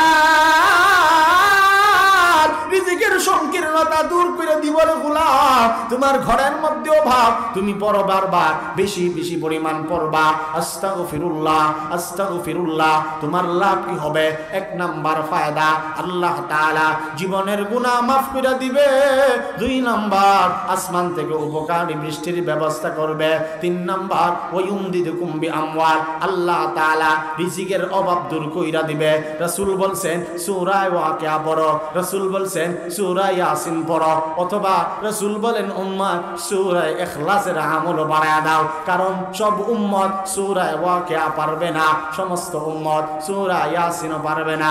তুমি যদি সূরা ইয়াসিন ওয়াকিয়া না পড়ো, তোমার জন্য আল্লাহ তাআলা বড় সূরা যেমন দিয়েছেন, আবার ছোট্ট ছোট্ট সূরাও দিয়েছেন। তুমি যদি ইখলাসের সাথে বিসমিল্লাহ সহ এক মর্তবা সূরা ইখলাস পাঠ করো, আল্লাহ রাব্বুল আলামিন তোমার একবার পড়ার বরকতে 10 বার কোরআন তেলাওয়াতের সওয়াব আল্লাহ আমলনামায় লিখে দিবে। এজন্য ভাইরা আমার 3 নাম্বার ইস্তেগফারের লাভ আল্লাহ তাআলা অভাব দূর কইরা দিবে। 4 নাম্বার, আল্লাহ তাআলা বলেন, খেয়াল করেন আমার ভাইজান, আল্লাহ তাআলা বলেন ওয়াবানি, ও বান্দা, তোমার যাদের সন্তান সন্ততি হয় না, যাদের ছেলে দরকার, যাদের মেয়ে দরকার, অনেক দম্পতি আছে দেখবেন ছেলে হয় না, মেয়ে হয় না, আমার আল্লাহ তাআলা বলে বান্দা তুমি যদি সন্তান সন্ততি প্রত্যাশী হও, তুমি দোয়া করো ইস্তেগফারের মাধ্যমে। যাদের ছেলে নাই মেয়ে নাই তারা যেন ইস্তেগফার আদায় করে। জোরে বলেন যাদের ছেলে মেয়ে নাই তাদের আমল কি? আরো জোরে বলেন তাদের আমল কি?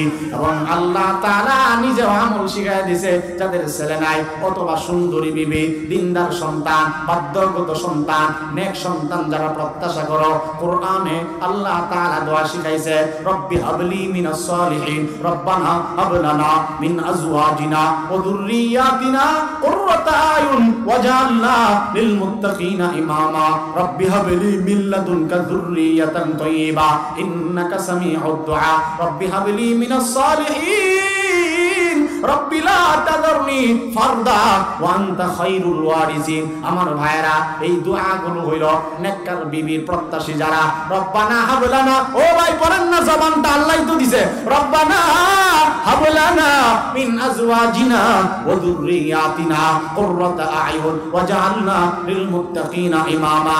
অথবা আমাদের যিনি আব্বা জান ছিলেন, যিনি জাতির পিতা হযরত ইব্রাহিম আলাইহিস সালাম, মিল্লাত আবিকুম ইব্রাহিম ওয়া সাম্মাকুমুল মুসলিমিন, মিল্লাত আবিকুম ইব্রাহিম, তোমাদের জাতির পিতা ইব্রাহিম, তিনি তোমাদের নাম রাখছেন মুসলমান। ওয়াত্তাখাযাল্লাহু ইব্রাহিম খলিলা, ইব্রাহিমকে আমার আল্লাহ বন্ধু বানাইছেন। ওই নবী প্রায় 100 বছর পর্যন্ত যখন উনার সন্তান হয় না, ছেলে হয় না, মেয়ে হয় না, তখন তিনি একটা দোয়া করছেন। সেই দোয়া হইল রব্বি হাবলি মিনাস সালিহিন। পড়েন না ভাই, রব্বি হাবলি মিনাস সালিহিন, রব্বি হাবলি মিনাস সালিহিন। পয়গম্বর ইব্রাহিম বলেন, আল্লাহ আমি তো বুড়া হয়ে গেছি, চোখের পাওয়ার নষ্ট হয়ে গেছে, ও আল্লাহ আমি যৌবন হারায় ফেলেছি, আমার শক্তি কমে গেছে, কিন্তু আমি দুর্বল হইতে পারি, তুমি তো দুর্বল নও। আন্নাল কুওয়াতা লিল্লাহি জামিআ ইন্নাকা আলা কুল্লি শাইইন কাদির।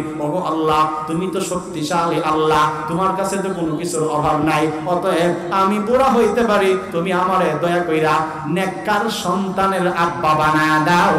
জুড়ে বলেন আমিন। এই দোয়া শুধু ইব্রাহিম আলাইহিস সালামের জন্য? কোথায় ওয়াজ করতেছে আল্লাহই জানে। এই কোরআনের আয়াত আসেনি এখন? আপনারা কি কোন জি কোরআনের আয়াত আসেনি? সূরা সাফফাতের আয়াত 100 নম্বরের আগে পড়ে, আয়াত নাম্বারটা মনে নাই। রব্বি হাবলি মিনাস সালিহিন ফাবাশশারনাহু বিগুলামিন হালিম।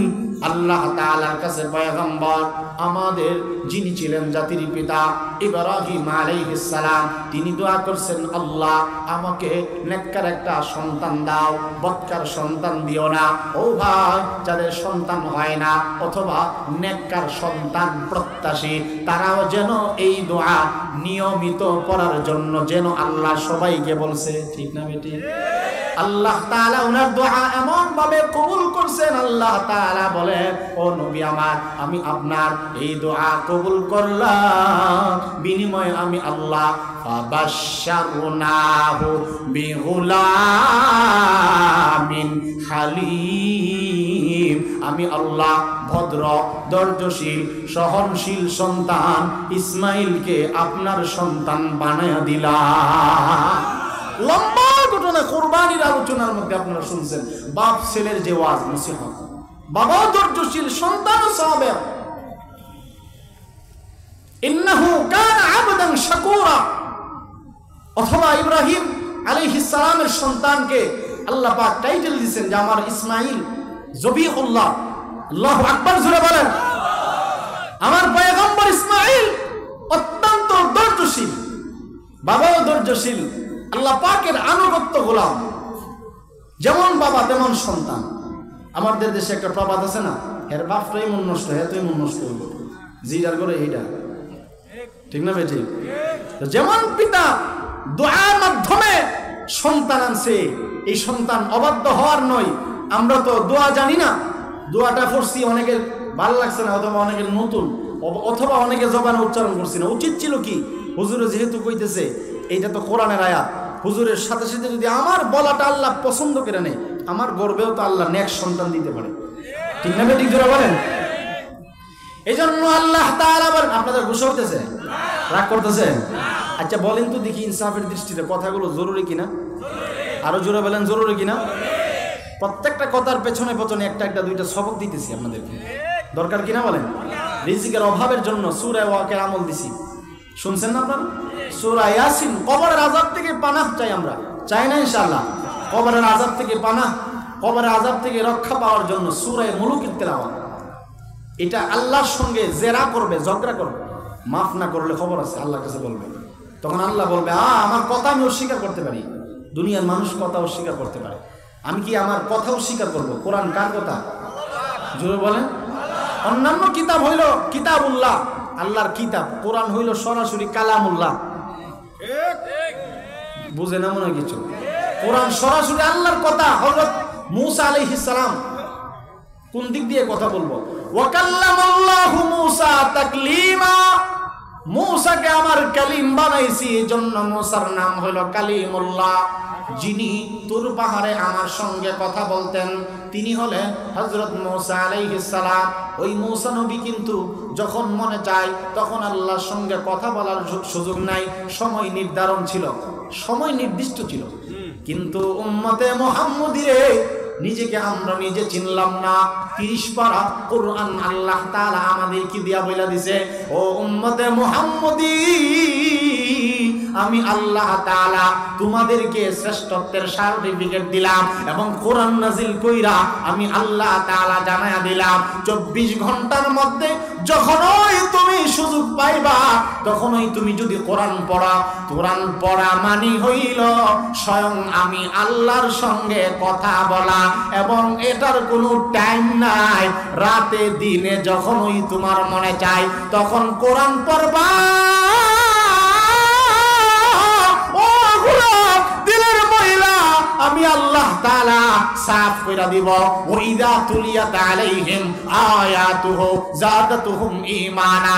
ঈমানদাররা রে 30 পারা কোরআন অন্য কোন নবীকে আমি আল্লাহ তাআলা দেই নাই, অন্য কোন উম্মতকে আমি আল্লাহ তাআলা দেই নাই, শুধুমাত্র কেবলমাত্র একমাত্র তোমাদেরকে আমি আল্লাহ দিলাম। তুমি যদি বিপদের মধ্যে পড়ে যাও আর তোমার যদি মনে চায় আমার এখন আমার আল্লাহর সঙ্গে কথা বলতে মনে চায়, কেউ যদি আল্লাহর সঙ্গে কথা বলতে মনে চায় সে যেন কোরআন পড়ে। কোরআন পড়া আর স্বয়ং আল্লাহর সঙ্গে কথা বলা উভয়টা একই কথা। এজন্য ভাইরা আমার আল্লাহ তাআলা বলেন, ও বান্দা তুমি যদি ইস্তিগফার আদায় করো, আবারও শুনেন খেয়াল করেন, 1 নাম্বার ইস্তিগফারের মাধ্যমে আল্লাহ জীবনের গুনাহগুলো maaf করে দিবে।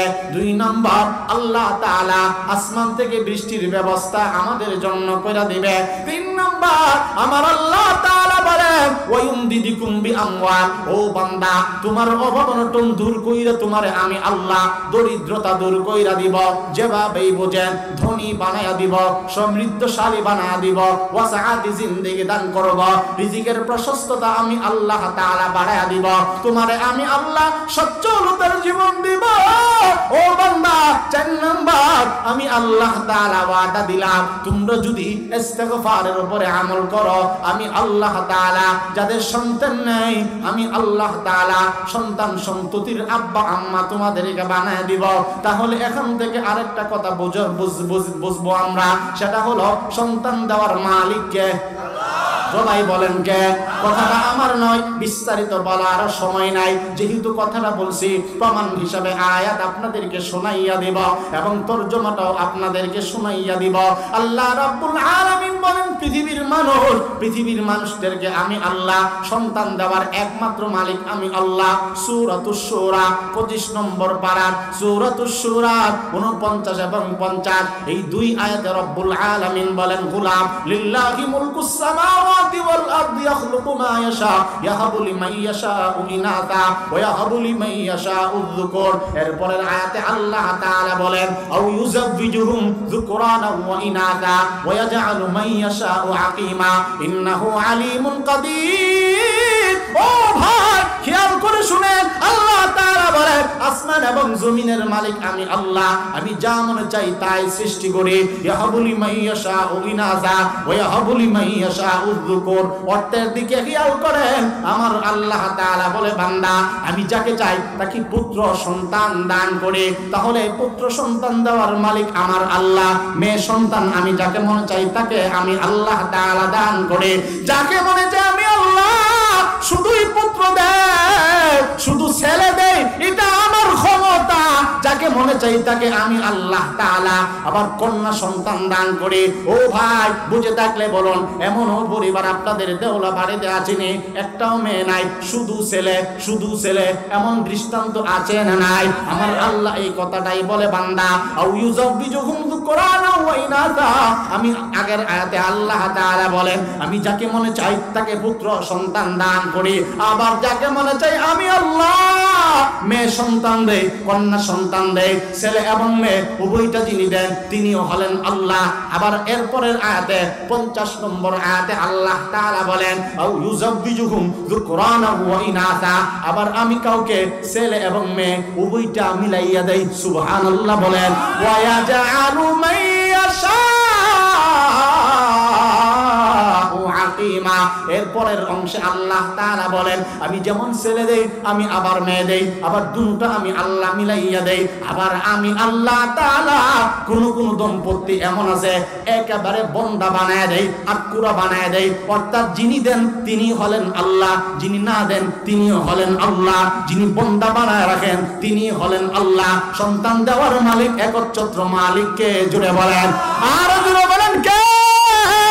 এই জন্য আল্লাহ তাআলা বলেন তুমি যদি সন্তান নাও, সন্তান যদি তুমি চাও তুমিও ইস্তিগফার আদায় করো। 4 নাম্বার আমি আল্লাহ তোমার সন্তান সন্ততির আব্বা আম্মা বানায়া দিব। 5 নাম্বার আমি আল্লাহ তাআলা জানায় দেই রে গোলাম তুমি যদি ইস্তিগফার আদায় করো আমি আল্লাহ জানায়া দেই ওয়া ইয়াজআল লাকুম জান্নাতি ওয়া ইয়াজআল লাকুম আনহারা। পরকালে আমি আল্লাহ তাআলা তোমাকে জান্নাতের মেহমান বানায়া দিব তুমি যদি ইস্তিগফার করো। আমি আল্লাহ তাআলা যেমন দুনিয়ায় তোমারে মাফ করে দিব, মনে আসেনি? দুনিয়ায় আমি আল্লাহ মাফ করে দিব, আমি তোমারে বৃষ্টি দিব রে বান্দা, তোমার অভাব অনটন রাখবো না, তোমার ছেলে নাই ছেলে দিব, মেয়ে নাই মেয়ে দিব। আমি আল্লাহ 5 নম্বরে জানায়া দেই। এতগুলো কথা ছিল দুনিয়াবি কথা, দুনিয়াবি ফাওয়ায়েদ। আবার আল্লাহ তাআলা বলে গোলাম 5 নাম্বার তুমি যদি ইস্তিগফার আদায় করো তোমারে আমি আল্লাহ তাআলা জান্নাতের মেহমান বানিয়ে দিব। কেমন জান্নাত রে ভাই? 10টা দুনিয়ার সমান একজন আদনা ছোট জান্নাতে গিয়ে আল্লাহ জান্নাতের মেহমান বানিয়ে দিবে। আল্লাহ তাআলা বলেন আলা সুররিম মাউদুনা মুত্তাকিইনা আলাইহা মুতাকাবিলিন। ও বান্দা বান্দি কেমন জান্নাতের ওয়াদা আমি আল্লাহ তাআলা করলাম, যেই জান্নাতে যারা যাবে স্বর্ণের চেয়ার আমি আল্লাহ তাআলা দিব। ওই স্বর্ণের চেয়ারে আমি আল্লাহ তাআলা পরস্পর মুখোমুখি হইয়া হেলান দিয়ে আমি আল্লাহ তাআলা বসাইব। ইয়াতুফু আলাইহিম বিলদানুম মুখাল্লাদুন বিআকওয়াবি ওয়া আবারিকা ওয়া কাসিন মিন মাইন। আল্লাহ তাআলা বলে বান্দা চির কিশোরদেরকে তোমাদের জন্য খাদেম বানায়া দিব। লা ইউসাদ্দাউনা আনহা ওয়া লা ইউনজিফুন ওয়া ফাকিহাতিন মিম্মা ইয়াতাখায়্যারুন ওয়া লাহমি তায়রিন মিম্মা ইয়াশতাহুন। আল্লাহ তাআলা বলে বান্দা আমি আল্লাহ হরেক রকমের ফল ফলাদি জান্নাতে তোমাদেরকে দান করব। ওয়া লাহমি তায়রিন মিম্মা ইয়াশতাহুন। ও বান্দা তোমাদের পছন্দ মতো পাখির গোশতের মেহমানদারি আমি আল্লাহ জান্নাতে রাইখা দিলাম। আল্লাহু আকবার জোরে বলেন। লা ইউসাদ্দাউনা আনহা ওয়া লা ইউনজিফুন। আমার আল্লাহ তাআলা বলেন জান্নাতের খাবারগুলো এত মান সম্পন্ন হবে যেই খাবার খাইয়া কোনো বান্দা শিরপিরা হবে না, কাহারও মাথা ব্যথা করবে না, কেউ মাতলামি করবে না। সুন্দর জান্নাত আমি আল্লাহ তাআলা দিব। লা ইয়াসমাউনা ফিহা লাগওয়া ওয়ালা কিযাবা। আল্লাহ তাআলা বলেন এমন সুন্দর জান্নাত আমি আল্লাহ তাআলা দিব, সেখানে কেউ পাপের কথা শুনবে না, গুনাহ হবে এমন কোনো কথা আমার বান্দারা শুনবে না। ইল্লা কিলান সালামান সালামা। আমার বান্দা যখন কোনো কথা বলবে অথবা শুনবে শুধু সালামের আওয়াজ শুনবে। লা ইয়ামাসসুহুম ফিহা নাসাবু ওয়া মা হুম বিমুখরাজিন ওয়া মা হুম মিনহা বিমুখরাজিন। আল্লাহ তাআলা বলে গোলাম যেই জান্নাতে কষ্ট হলে দুঃখ দুর্দশা কিছুই থাকবে না, টেনশন থাকবে না। আল্লাহ তাআলা বলেন ইন্নাল মুত্তাকিনা ফি জান্নাতি ওয়া আয়ুন উদখুলুহা বিসালামিন আমিনিন। আমার আল্লাহ তাআলা বলে গোলাম আমি যখন জান্নাতে তোমাদেরকে প্রবেশ করাইব তখন আমি আল্লাহ তাআলা নিজে রব্বুল আলামিন হইয়া তোমাদেরকে সালাম দিব। সালামুন কাওলাম মির রাব্বির রহিম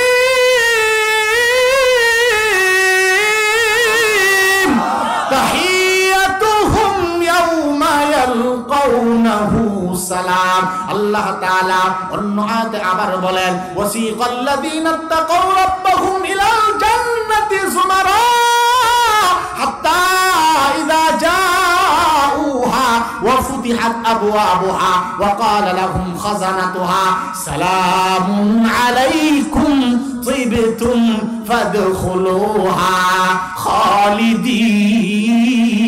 খালিদিন ওয়া ক্বালু وقالوا الحمد لله الذي صدقنا وعده وأورثنا الأرض نتبوأ من الجنة حيث نشاء فنعم أجر العاملين। আমার আল্লাহ তাআলা বলে বান্দা আমার জান্নাতি গোলাম যখন জান্নাতের মধ্যে যাবে তখন আমার জান্নাতি বান্দাদেরকে ডাকা হবে, সালাম দেওয়া হবে, অভ্যর্থনা জানানো হবে, শুভেচ্ছা জানানো হবে, আর বলা হবে উদখুলুহা বিসালামিন আমিনিন। জান্নাতের কক্ষের ভেতর থেকে আর আহ্বান করা হবে, ডাকা হবে শান্তি এবং নিরাপত্তার সাথে জান্নাতে আসেন। আজকের জান্নাত অন্য বেঈমানের জন্য না, আপনারা যে আমল করছিলেন এর প্রতিদান স্বরূপ জাযাআম বিমা কানু ইয়ামালুন। আপনাদের কর্মের বদৌলতে আমার আল্লাহ আজকে জান্নাত আপনাদের জন্য সাজিয়েছে। এজন্য ভাই আমার ইস্তিগফারের আমলের কোনো অভাব নেই। ইস্তিগফার আদায় করলে আমার আল্লাহ তাআলা জীবনের গুনাহগুলো মাফ করে দিবে, অভাব-অনটন আল্লাহ তাআলা দূর করে দিবে, আসমান থেকে বৃষ্টি দিবে। আল্লাহ তাআলা যাদের সন্তান নাই সন্তান সন্ততির আব্বা আম্মা বানায়া দিবে, জান্নাতের মেহমান বানাইবে। 6 নম্বরে যেই জান্নাতের নিচ দিয়ে নহর প্রবাহিত হয়। 7 নম্বর আল্লাহ তাআলা বলে বান্দা ইস্তিগফার যদি তুমি আদায় করো আযাব এবং গজব দিব না। 8 নম্বর তোমার জীবনটাকে আমি আল্লাহ আনন্দময় জীবন বানায়া দিব। সুবহানাল্লাহ সুবহানাল্লাহ।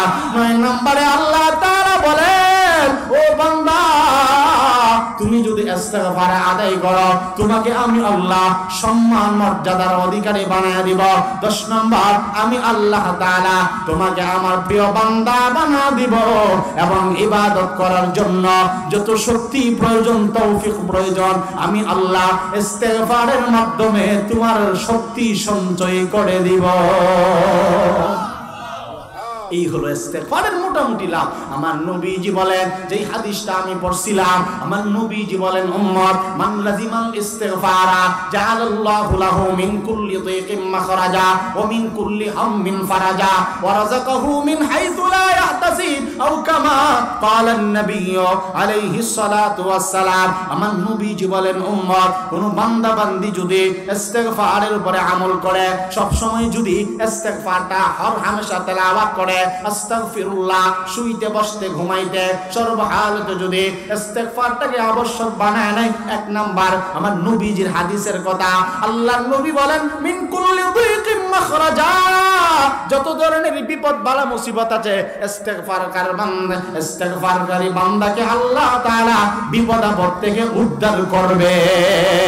ওয়া মিন কুল্লি হাম্মিন ফারাজা, আমার নবীজি বলেন, উম্মত তোমরা যদি ইস্তিগফার আদায় করো, যত টেনশন, যত চিন্তা, সমস্ত চিন্তা টেনশন আল্লাহ তাআলা দূরীভূত করে দিবে। 3 নাম্বার আমার নবীজি বলেন, ওয়ারযাকাহু মিন হাইযু লা ইয়াহতাসিব, আমার উম্মতেরে তুমি যদি ইস্তিগফার আদায় করো, আল্লাহ তাআলা গায়বে খাজানা থেকে রিজিকের ফয়সালা করে দিবে।